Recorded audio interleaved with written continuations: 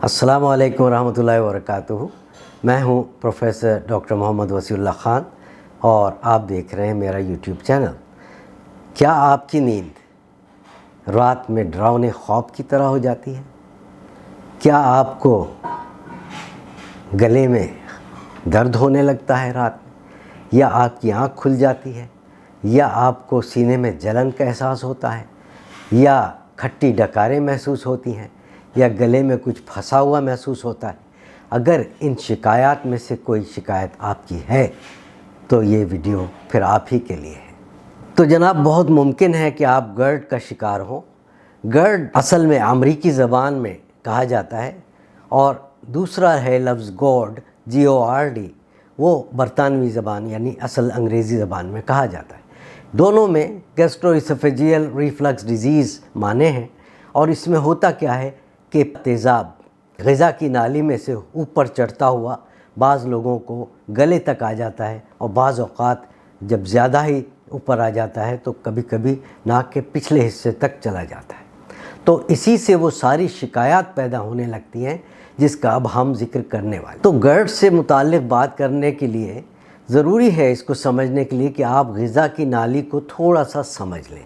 इसमें होता क्या है कि जब हम खाना खाते हैं तो खाना हमारे मुंह में से होता हुआ ग़िज़ा की नाली में चला जाता है, और ग़िज़ा की नाली में से गुज़र के वो एक वाल्व के ज़रिए, जो कि ग़िज़ा की नाली के निचले सिरे पर मौजूद होता है, या उसको स्फिंक्टर भी कहते हैं, उस स्फिंक्टर से गुज़र के वो मैदे में दाखिल हो जाता है, जिसको हम स्टमक कहते हैं।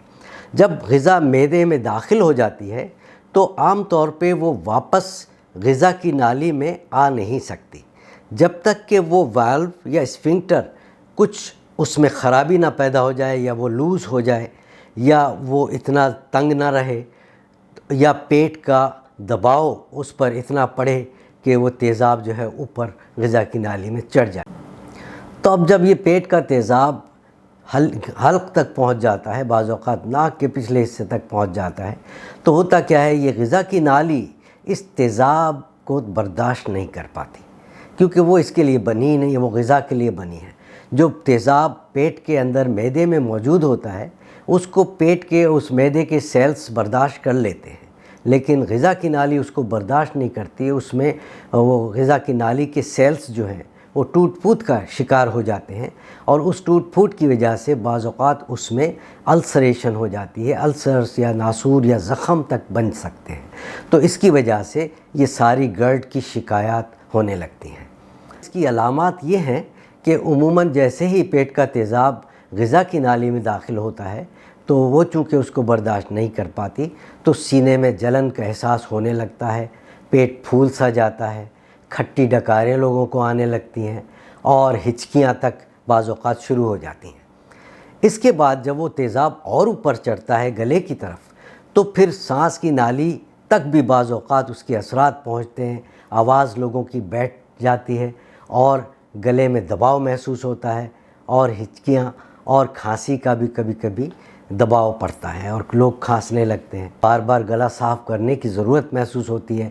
कभी कभी ऐसा लगता है जैसे गले में कुछ फंस गया है, कोई फॉरेन बॉडी फंस गई है, और अटका हुआ सा महसूस होता है। लगता है कि कुछ निगलने में शिकायत हो रही है, मुंह से बदबू आने लगती है, और अगर मरीज़ ऐसे में चित लेट जाए तो उसकी ये तकलीफ़ मैदे की, पेट की और गले की बढ़ जाती है। अब नाज़रीन, ज़रूरी नहीं है कि हर मरीज़ को ये सारी शिकायत हो। बाज़ लोगों को सिर्फ़ एक दो शिकायत ही होती हैं और वो फिर भी तकलीफ़ में तो होते हैं। वो मैदे की भी हो सकती है, वो गले की भी हो सकती है।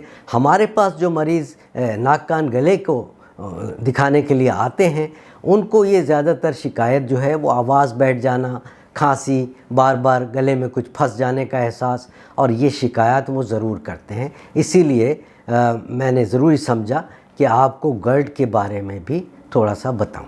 गर्ड से निपटने के लिए आप अपने घर पर होते हुए क्या कर सकते हैं? सबसे पहले तो ये देखिए कि आप कहीं चाय या कॉफ़ी का इस्तेमाल तो ज़्यादा नहीं कर रहे, आप सिगरेट नोशी तो नहीं करते, कहीं गैर ममालिक में ज़ाहिर है गैर मुस्लिम जो हैं वो शराब भी बहुत पीते हैं, तो कम से कम इन चीज़ों से हमें परहेज़ करना पड़ता है تاکہ وہ تیزابیت کم سے کم ہو۔ تو اسی طرح نمبر 2 یہ کہ اگر آپ سیدھے بیڈ پر سوتے ہیں، تکیہ پتلا لگاتے ہیں، تو ضروری ہے کہ سرہانہ ایسے لوگ اونچا کر لیں، اور اس کے لیے بہترین ترکیب تو یہ ہے کہ سرہانے کے وہ اگر مسہری ہے یا کوئی پلنگ ہے، اس کے نیچے ایک ایک اینٹ دونوں پایوں کے نیچے رکھ لیا جائے تو سرہانہ خود بخود اونچا ہو جاتا ہے۔ اگر ایسا نہیں آپ کرنا چاہتے تو کم از کم تکیہ جو ہے وہ اونچا کر لیجئے تو سر اونچا ہو جائے۔ نمبر 3 یہ کہ سونے میں کھانے کے بعد یہ بہت ضروری ہے کہ آپ کم از کم 4-5 گھنٹے کا وقفہ دیں۔ رات میں خصوصاً جو لوگ کھانا کھاتے ہی 1-8 گھنٹے کے اندر لیٹ جاتے ہیں، ان کو ضرور بالضرور شکایت پیدا ہوتی ہے تیزابیت کی اور سینے میں جلن اور یہ ساری شکایات۔ تو بہتر ہے کہ آپ 4 سے 5 گھنٹے پہلے کھانا کھانے سے فارغ ہو جائیں اور پھر اس کے بعد سونے کے لیے لیٹیں۔ خاص چیز یہ ہے کہ اوور ایٹنگ نہ کی جائے۔ اب اوور ایٹنگ میں ہمارے ہاں پھر ایک تو لوگ کھاتے ہی زیادہ ہیں اور اس کے بعد فوراً ہی بستر پہ لیٹ جاتے ہیں سونے کے لیے۔ یہ انتہائی خطرناک بات ہے اور اسی سے یہ شکایت بار بار لوگوں کو ہوتی ہے۔ تو اوور ایٹنگ نہ کی جائے اور اس میں بھی مرغن غذائیں خاص طور پر پرہیز کریں رات کو، جیسے بہت زیادہ گھی والی چکنائی والی چیزیں یہ نہ کھائیں، اور فاسٹ فوڈ انتہائی تکلیف دہ اور نقصان دہ چیز ہے، اس سے پرہیز کریں۔ یہ برگرز اور یہ سارا چپس اور یہ ساری چیزیں تلی ہوئی، ان سے پرہیز کریں۔ اس کے علاوہ یہ جن لوگوں کا پیٹ بڑھا ہوا ہے، جو موٹے ہیں، انہیں بہت ضروری ہے کہ وہ اپنا پیٹ کم کریں اور وزن کم کریں۔ اس کے لیے ظاہر ہے ایکسرسائز وغیرہ کی جائے تو زیادہ اچھا ہے۔ ڈائبٹیز وغیرہ کے شکار ہیں تو اس کا علاج صحیح سے کیا جائے۔ اسی طرح بلڈ پریشر وغیرہ کا مرض ہے تو اس کی دوائیں لی جائیں۔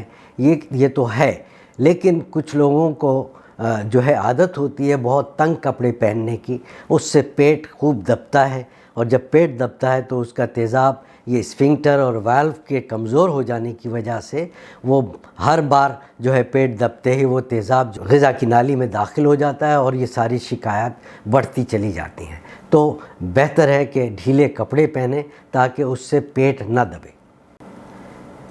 اس کے علاوہ بعض لوگ کسی مرض کے لیے دوا لے رہے ہوتے ہیں، جیسے بلڈ پریشر ہے، جیسے جوڑوں کا درد وغیرہ ہے، جیسے ایسپرین لے رہے ہیں، ڈائکلوفینک ایسڈ وغیرہ جیسی دوائیں لے رہے ہیں، تو یہ بھی ایسیڈیٹی کرتی ہیں، تیزاب کو بڑھاتی ہیں اور اس کی وجہ سے یہ ساری شکایات جلن وغیرہ ہونے لگتی ہیں۔ تو بہتر ہے کہ ایسے مریض اور بلڈ پریشر کے مریض بھی اپنی دواؤں کو ریوائز کرانے کے لیے اپنے ڈاکٹر سے مشورہ ضرور لیں کہ اس کا متبادل کوئی دوائیں ہو سکتی ہیں جو تیزابیت نہ کریں، تو وہ بہتر ہے۔ یہ عام طور پہ جو دوائیں لوگوں کو دی جاتی ہیں وہ اینٹی السر دوائیں ہوتی ہیں زیادہ تر، اور تیزاب کو کم کرنے کے لیے تو اینٹ ایسڈس ہوتے ہیں کچھ تو، اور کچھ اومیپرازول یا لینسوپرازول ٹائپ کی دوائیں ہوتی ہیں جو تیزابیت کو کم کرتی ہیں اور شکایت کو دور کرتی ہیں، لیکن یہ فوری تکلیف کو رفع کرنے کے لیے ہے۔ یہاں میں یہ بات بہت واضح طور پہ آپ سے کہہ دینا چاہتا ہوں کہ اگر کسی کو بھی سینے میں درد ہو رہا ہے رات کے کسی بھی وقت، اور سینے کے خاص طور پہ بیچ کے حصے میں درد اٹھ رہا ہے، تو وہ اس کو ہلکا نہ لیں، اس کو یہ نہ سمجھے کہ یہ خالی تیزابیت کا درد ہے، یہ تو ہوتا ہی رہتا ہے۔ یہ درد میں آپ پہ واضح کر دینا چاہتا ہوں کہ کبھی کبھی دل کی شکایت کی وجہ سے بھی ہوتا ہے، دل کا درد بھی ہوتا ہے، دل کے دورے کی وجہ سے بھی ہوتا ہے۔